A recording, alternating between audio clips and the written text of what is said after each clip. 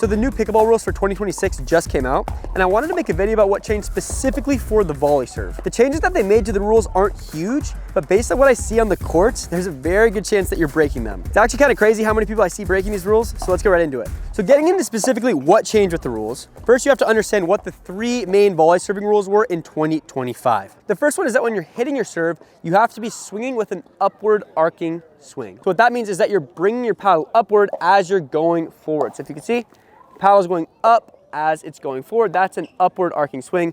This would be a flat swing, so that technically is not legal. This would be a downward swing. That is also not legal. So you have to be going with an upward swing.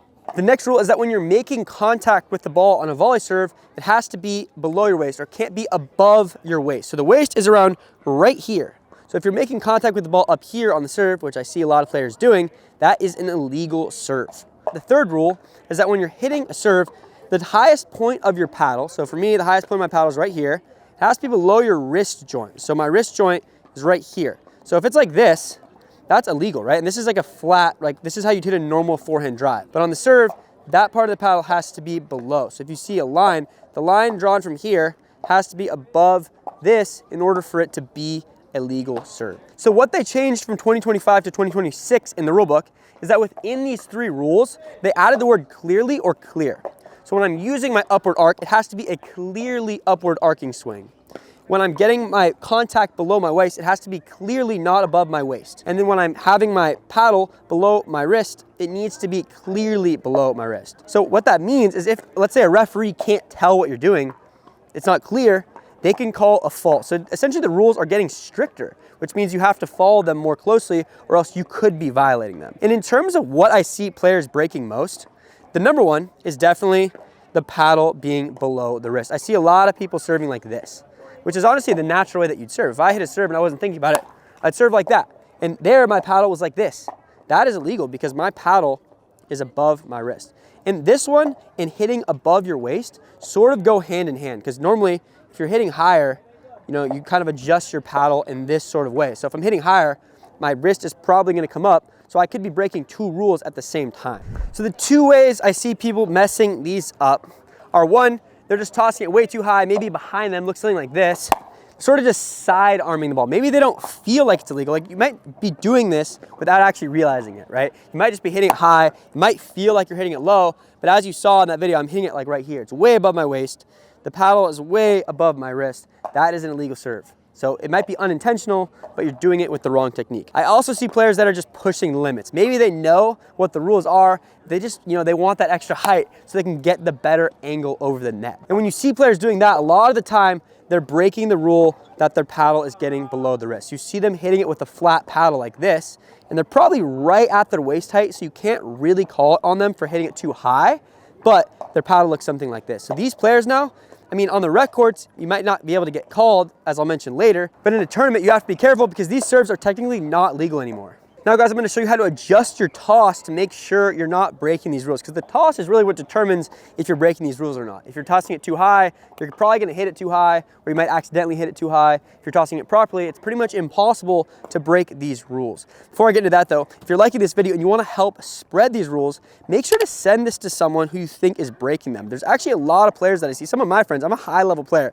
some of my friends break these rules. And if you don't wanna be direct about it, maybe just send it in the group chat or something. It's kind of hard on the courts, as I'm gonna say later, to tell someone in a point or in a game that you're serving improperly. So if you feel like you know someone that's breaking these rules, make sure to send them this video. So the first part of tossing the ball properly is that you want to make sure you're tossing it out in front, because if the ball is too far out to your sides, it's pretty much impossible to hit it low and to get your paddle below your wrist. When I'm out in front, it's pretty much impossible for me to hit the ball without getting my paddle below my wrist. So it kind of forces you to get that part of the swing right.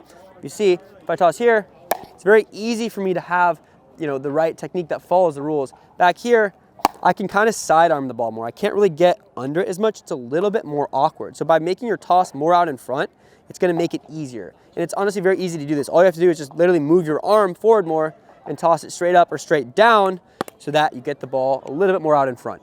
And in order to make contact with the ball lower while you're doing this, you also want to toss from a lower position. So you see my hand is sort of low. I set the ball actually below the height of my waist so that when I barely toss it up, I'm making contact in that position where I can't really do it in an illegal way. And to make it even less likely to hit the ball from a high position, you can turn your hand upside down and just drop the ball into your paddle. So that looks like this. You see some high-level players doing this, and it's just a good way to ensure you're not tossing the ball up. But I think I see more players doing it with an open hand like this. Sort of just preference. You can do closed hand, open hand, whichever you prefer. It makes it easier for you to follow the rules. Now I'm going to cover whether or not you should call illegal serves on people when you're playing them in games. But first, I want to talk about our paddle, the Duo. As of the release of this video, the Duo elongated paddle is officially in stock and will ship out immediately. Also, today marks the release of the Duo wide body paddle, which I have right here, which is now also officially in stock and will ship immediately. On his most recent podcast, John Q, one of the most well-known pickleball paddle reviewers, said that he could use this as his main paddle. So he was referring to the wide body, and he also mentioned that it has elite spin potential and an insanely big sweet spot, which I think personally the sweet spot is the most important part of the paddle. The wide body paddle and wide body paddles in general give you a larger sweet spot because they're wider. So if you're the type of player that wants that consistent feedback across the face of the paddle, highly recommend going and checking out the Duo wide body. We also got the elongated now in stock too if you're more of an elongated player. When you're there, use code RULES at checkout for $20 off. So should you or should you not call illegal serves on people in rec play when you're playing them? Well, if they're doing it really obviously, like they're serving up here or something, or they're hitting tennis serves, obviously you should call it on them. I mean, it's very easy to tell, right? And I'm sure everyone on the court will agree with you. But in the situation where they're on the edge, I mean, watch these serves. Can you tell if I'm doing them legally? They're right on the edge, right? I do one like this.